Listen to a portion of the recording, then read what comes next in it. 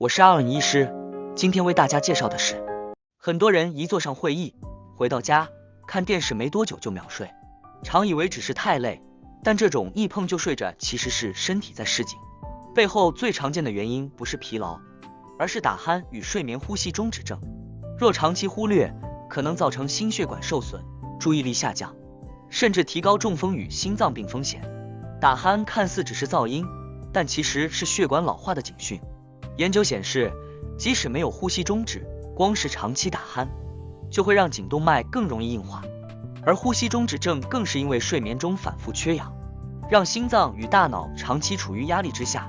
体重过重也是重要因素，只要减重一点点，症状往往就能改善。不过，不论是靠生活调整或药物协助，都应确保方式安全，适合自己的身体状况。想判断自己是否有睡眠呼吸中止症，可以留意几个常见警讯：大声打鼾、睡觉中呼吸停顿、白天嗜睡、晨起头痛、专注力下降、半夜频繁醒来。